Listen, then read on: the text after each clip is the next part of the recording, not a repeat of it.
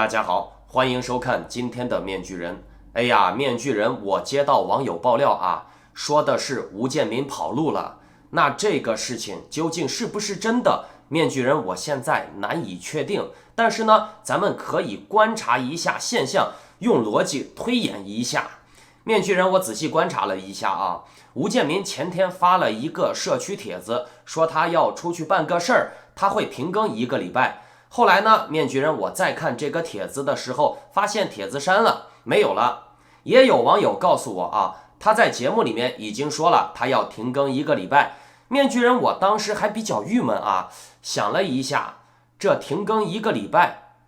你说这个郭文贵的蚂蚁帮天天堵到吴建民的家门口，骚扰吴建民，也没能动摇吴建民天天更新节目的决心啊。怎么吴建民自己忽然不发节目了？那1个礼拜不更新的话，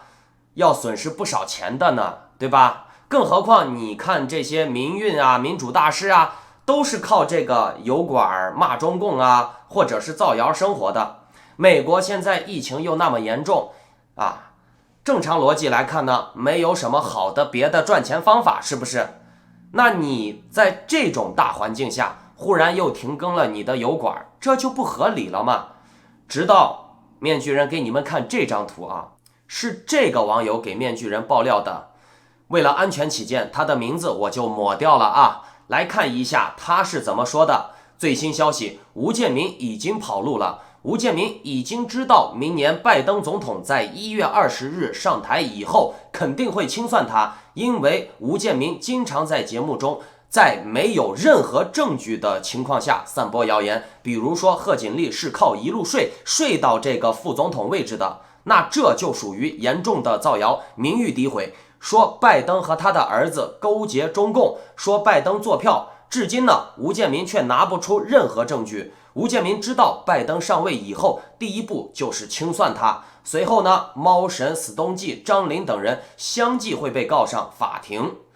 哎呀，面具人，我看了这个名单啊，感觉里面好像少了一个重要的人啊，那就是江峰。江峰最近也消失了呀，对不对？江峰的事情咱们等一下再说啊。面具人，我听到这个网友的留言的这个事情啊，我当时感觉有点玄乎啊。碰巧呢，这个人也在 ABC 节目底下留言了，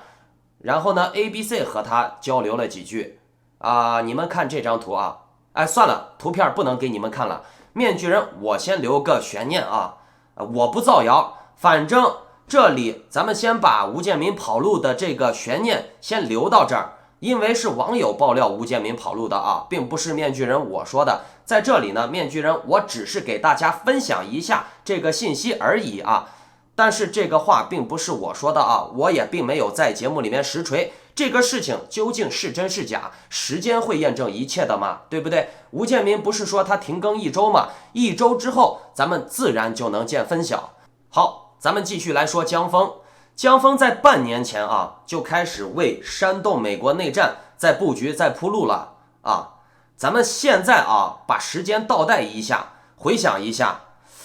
这真的很可怕呀，对吧？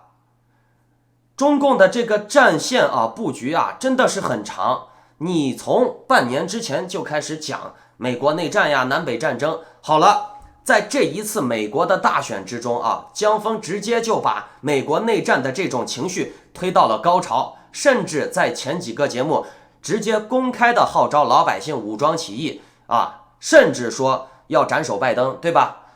那当他出完了最后一个节目，煽动老百姓说3亿9千万支枪上街干翻民主党、掀翻政府那个节目以后呢，到现在呢，他已经隐身了4天了。到今天才发节目啊，面具人，我可以看出来啊，这个老逼啊，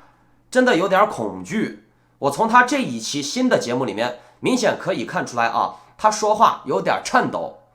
面具人，我就仔细想了一下，哎呀妈呀，细思极恐呀！你为中共卖命，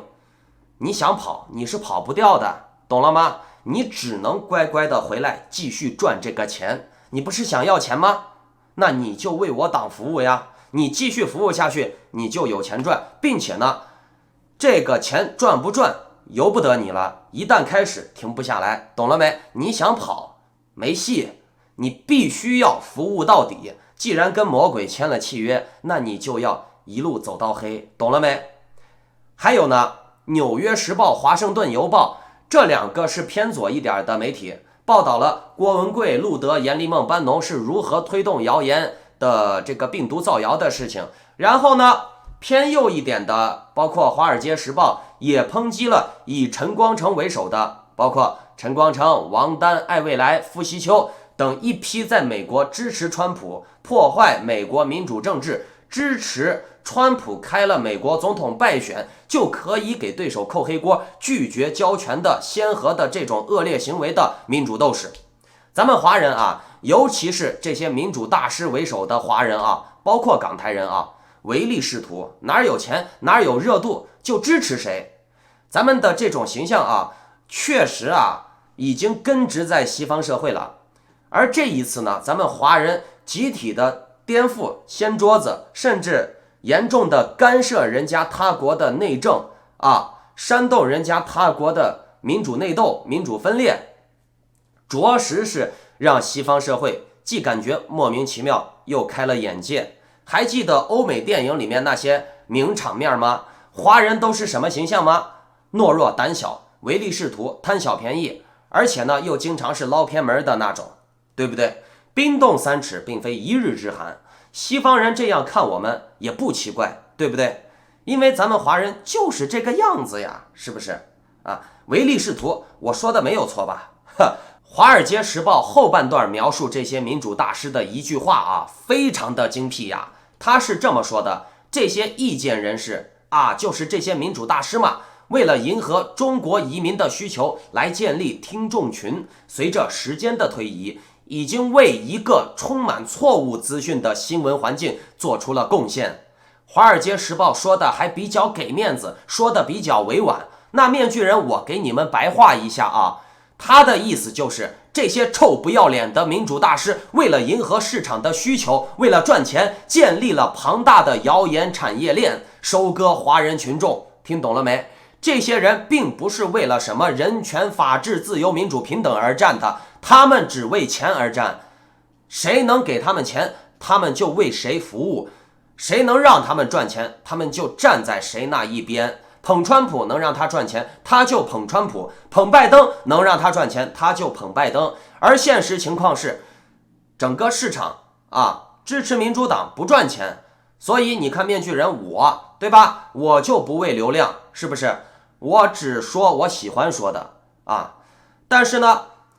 他们这些民主大师做媒体这么多年了，他们很明白市场更喜欢挺川普，对吧？市场更接受这些谣言。事实证明，咱们华人不喜欢探讨什么科学、心理、教育之类的，更喜欢探讨这种最低级的床上的性事，比如党内政变呀，谁把他母亲的菊花爆了呀，谁的儿子又把谁的小姨子爆了呀，对吧？记住了，一个民族的多数人的喜好反映出了这个民族的整体水平。很可悲的事情就是，咱们华人确实热衷于这些肮脏的玩意儿、肮脏的话题，或者是其他的一些神啊、鬼呀、天命之子呀、神选之人呐，对吧？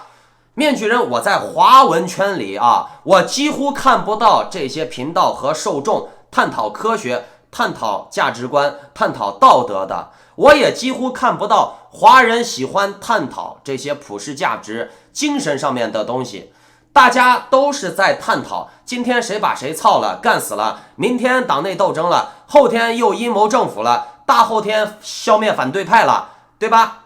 然后呢，就是世界毁灭了把谁灭族了最好啊，不是色情就是仇恨，要么就是变态玩意儿。在这种言论上啊，传播这种言论，港台人和大陆人没区别。你去看看 PTT、 微博、连登、巴哈姆特，除了他们的立场不一样，他们崇拜的对象不一样，但是呢，大家说话一个比一个脏。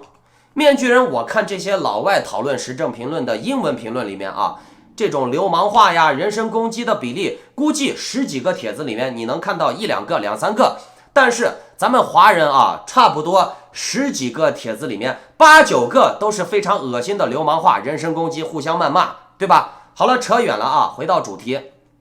在美国啊，造谣，如果别人真的和你较真儿的话，真的要告你，是可以告到你倾家荡产的。要看你造谣的对象是谁。如果你造谣直接造成，比如一个做生意的老板商业损失，那你是要负责的，懂了没？如果因为你的造谣造成了别人的健康损失、经济损失、精神损失、名誉损失，甚至是人身安全损失，你都是要赔的。比如呢，江峰就号召老百姓去拿枪干死拜登，对吧？好呀，那拜登告你一告一个准儿，你别说什么言论自由，这不算言论自由，懂了没？并且呀，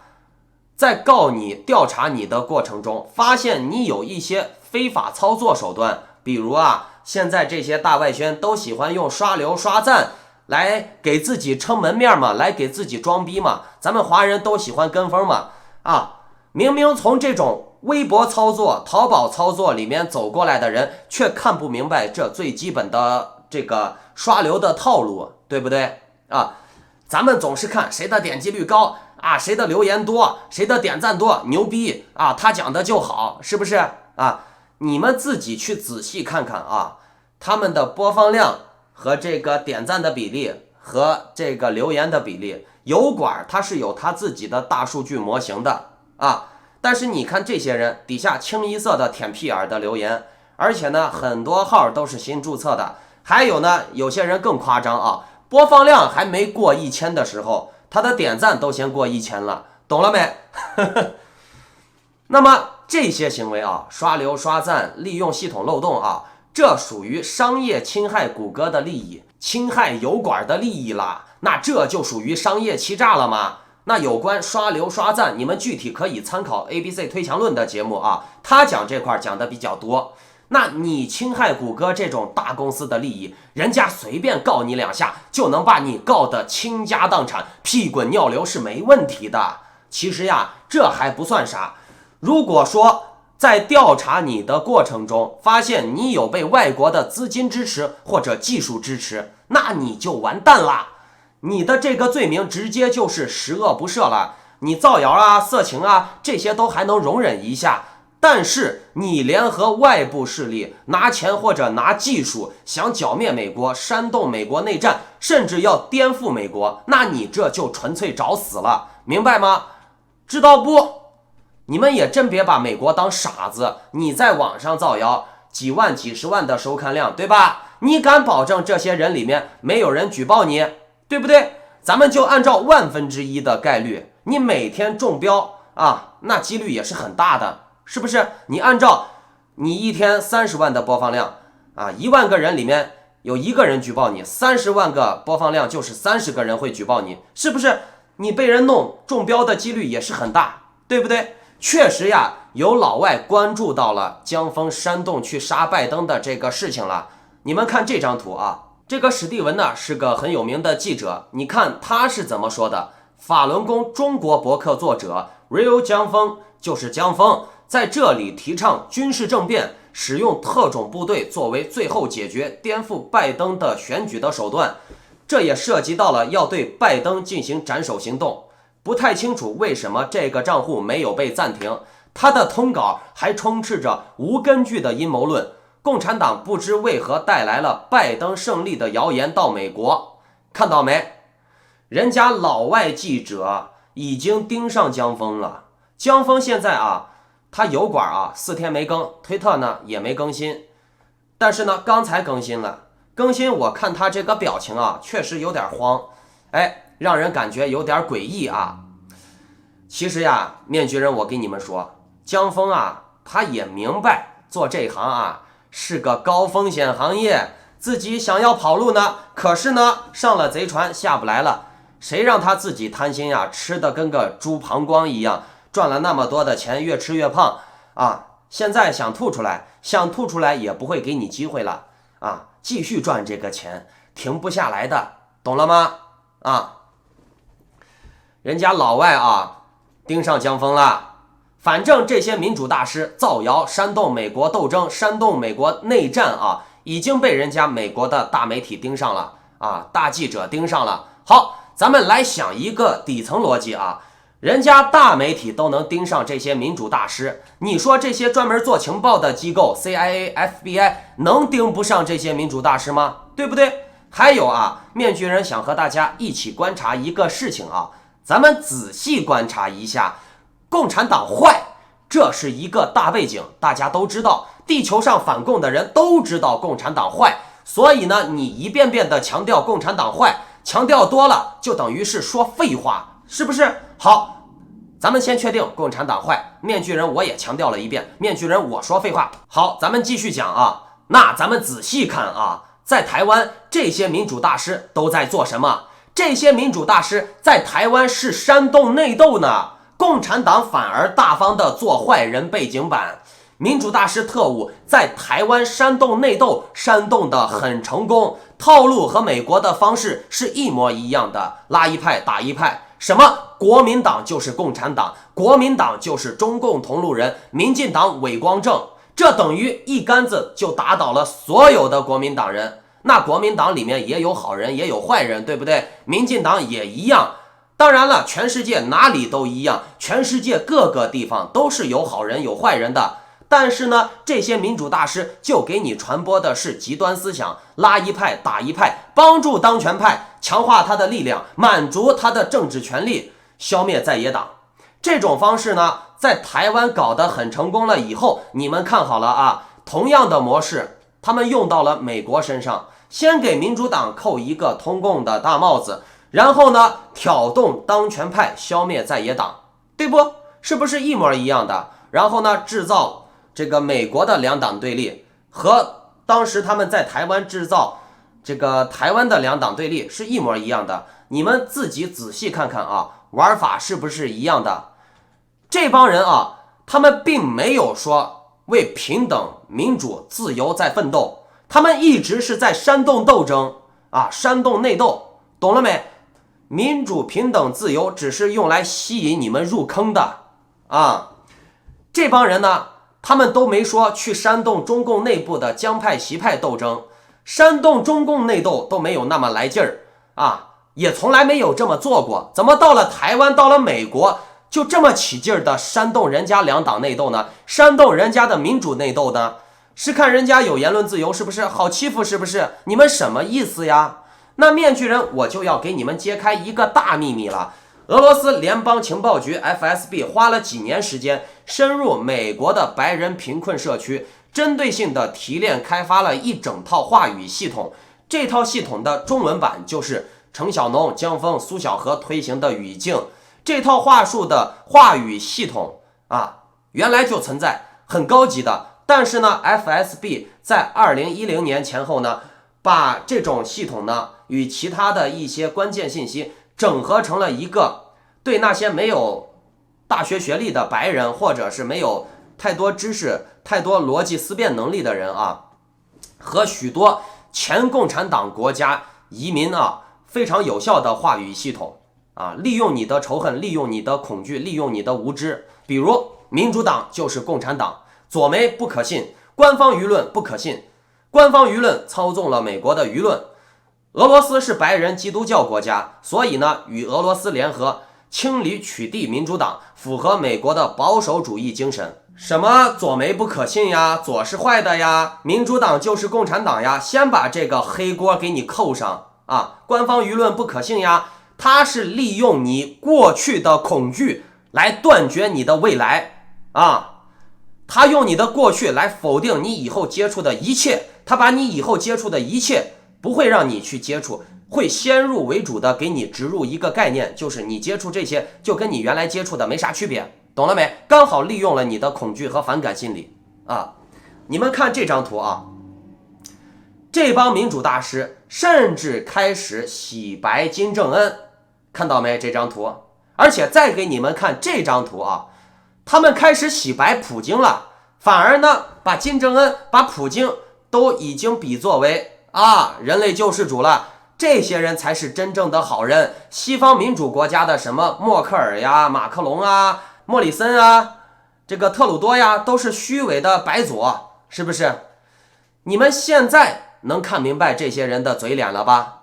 他们的语言就是先入为主，把共产党作为一个万能的调色板，什么事情都能染上共产党。没见过世面的人，在信息比较封闭的情况下，就很容易相信被这些民主大师描绘出来的世界。当然了，这种玩法对于好奇心强的、思辨能力强的人的效果就很差。所以呢，他们先会告诉你，其他的一切都是假的，懂了没？我再给你们说一个叫做通稿的东西，听过没？你们自己仔细看看这些人啊，他们的步调都是出奇的一致的，他们的话题和风向都是出奇的统一的。嘿嘿，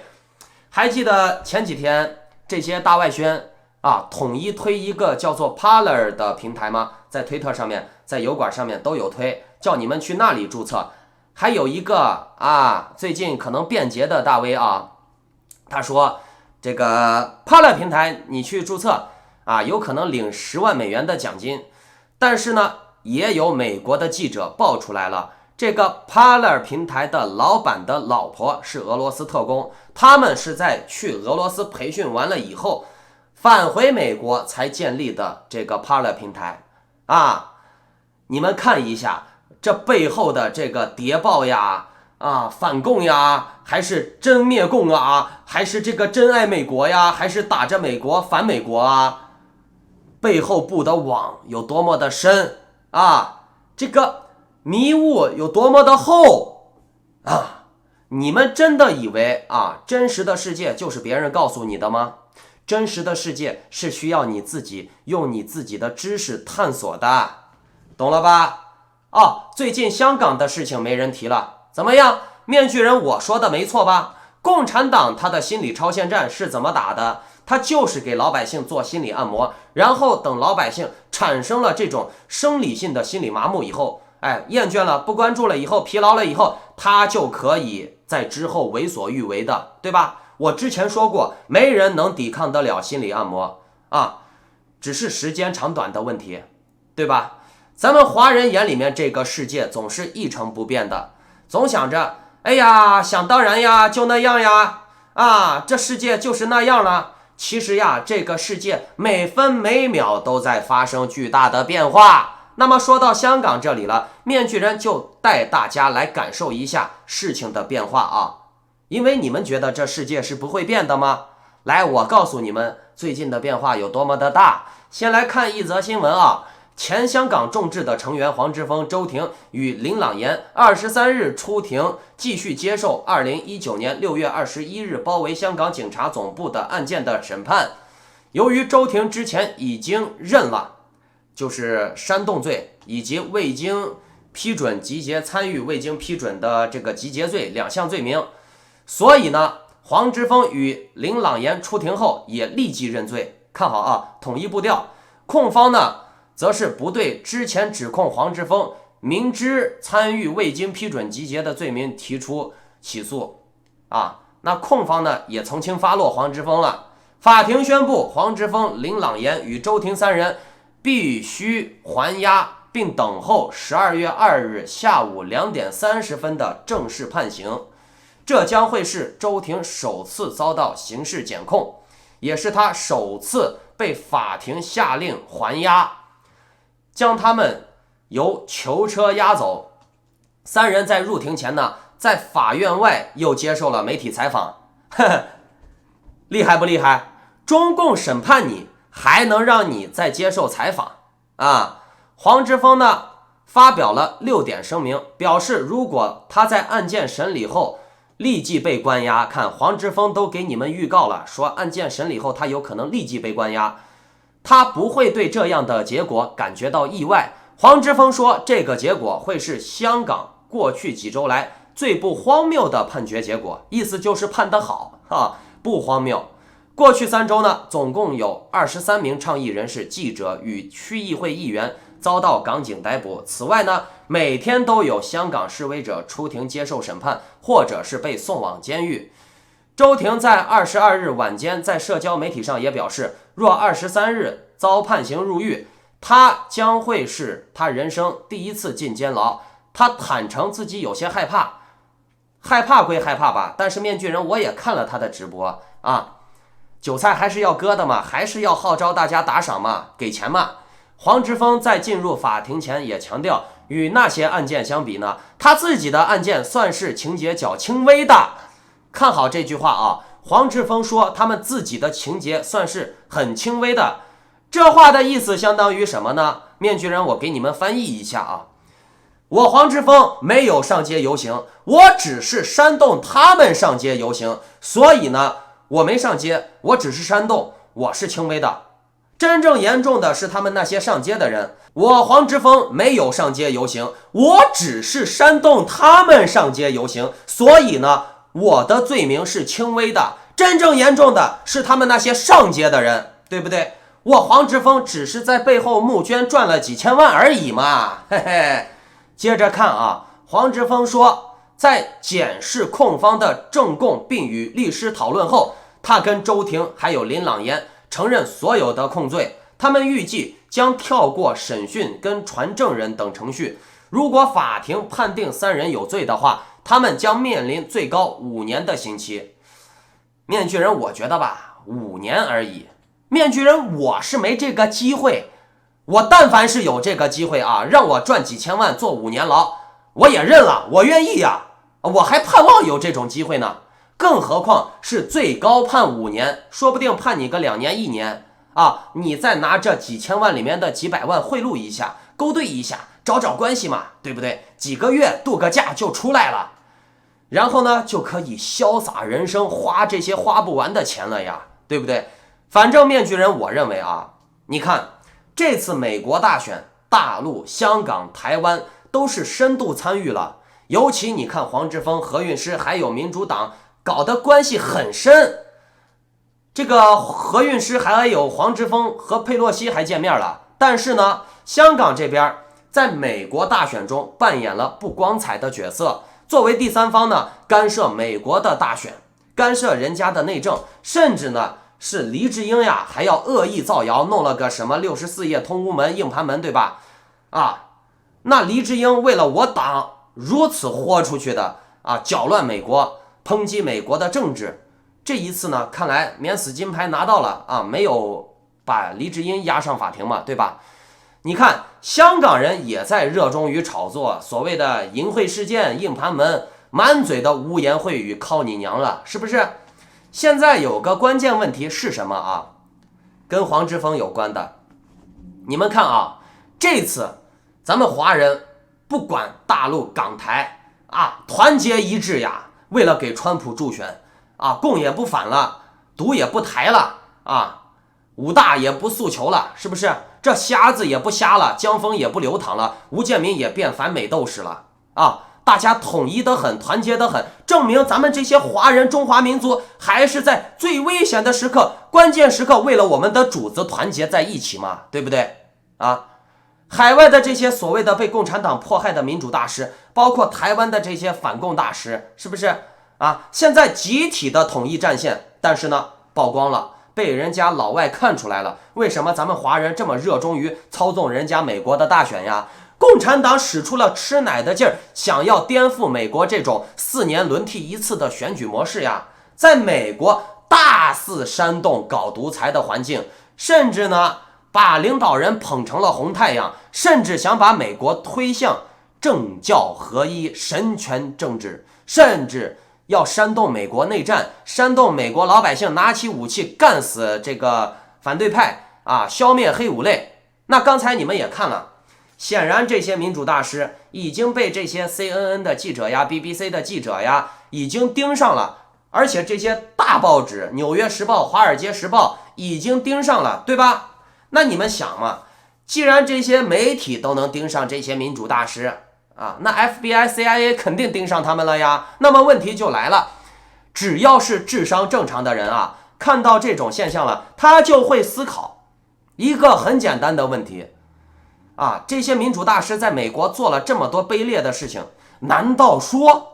这些民主人士都是间谍？他们先伪装成民主人士，渗透我们的社会，先假装赞同我们的普世价值，然后利用我们的言论自由、民主环境颠覆我们的政府。啊，面具人，我可是早就给你们预告过啊，我早在去年就已经提出来了商人工会还有民主五毛的这个理论啊，不知道老观众们还记得不？老观众们给我作证啊，面具人我在去年就已经提出来这种理论了啊，你们留言给我作证啊。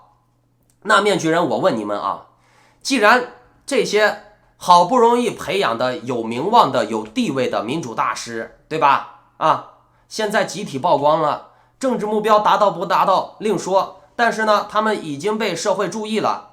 啊。那我问你们，你是习近平，你是统治者，你把这些民主大师的牌统一的打出去了，这次梭哈了，国内国外舆论统一战线了，就是要掀翻美国，否认美国的民主选举制度啊，开了先河了，只要选输了就是对面作弊，告不赢就是美国全体上下被中国收买了，拿起武器推翻政府，消灭民主党。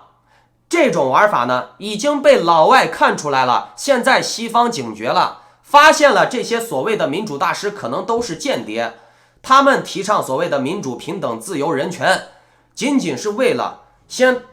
假装队友，先打入敌方的内部，然后呢再搞什么煽动呀、窃取情报之类的事情。那这些好不容易培养的有名望的特工啊，现在有可能面临被集体剿灭的情况下，那你是习近平，你会怎么办？当然是先断尾求生了呀，献上投名状呀，对不对？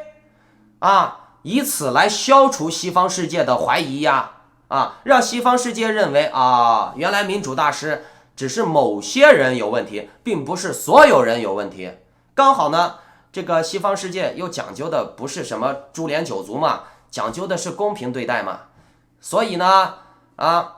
他并不会去团灭这些民主大师，严查了，一看，哦，把这个黄之锋判刑什么的啊，这个演戏还演的全套呀，啊，我信了，对吧？你们看这张图啊，周庭在1周之前就知道自己要被判刑，可是呢，他还不忘记撸钱呢。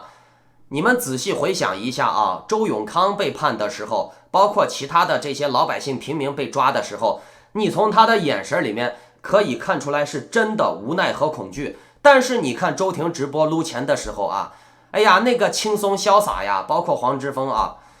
他们的言论，他们的神态都是轻松加愉快。包括周庭之前被抓的时候，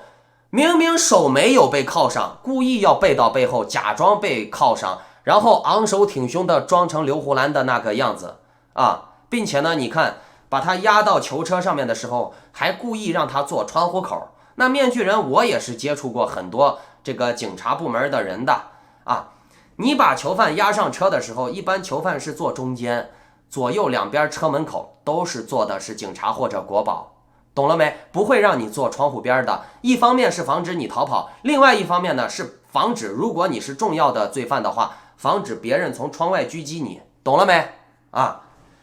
那周庭、黄之锋说白了啊，人家几千万的，名望也有，钱也有，地位也有，政治资本也有啊，他们过得比我们好多了，不用我们操心啊。咱们这些华人真的不下贱的话，不要整天关注这些牛逼人了，多关注那些傻逼人吧，多关注那些社会底层吃不起饭的人吧，好不好啊？你把你的钱全用来给这些镰刀了，那这些可怜的连肥料都吃不上的，韭菜都长不出来的啊，芽还没发就死掉的这些弱者咋办？是不是？别人闹一次就当炮灰了，别人游行一下就被抓了，甚至被挂掉了啊！周庭、黄之锋、黎智英这些人从警察局3进3出啊，而且呢，每进一次警察局，自己的身价就翻几番，是不是？而且你看这些人啊，很巧，跟我党的这个雷锋非常的像，他们走到哪儿啊，随身都配备摄影师给他们摆拍，拍出来的相片还是非常高清的，哎呀，非常的有意境，非常的帅，是吧？并且呢，这些人都有专门的保镖护身的。香港的这些人应该有人知道，周庭、黄之锋、黎智英走到哪儿都有保镖护身的。那你们告诉面具人，这是咋回事呢？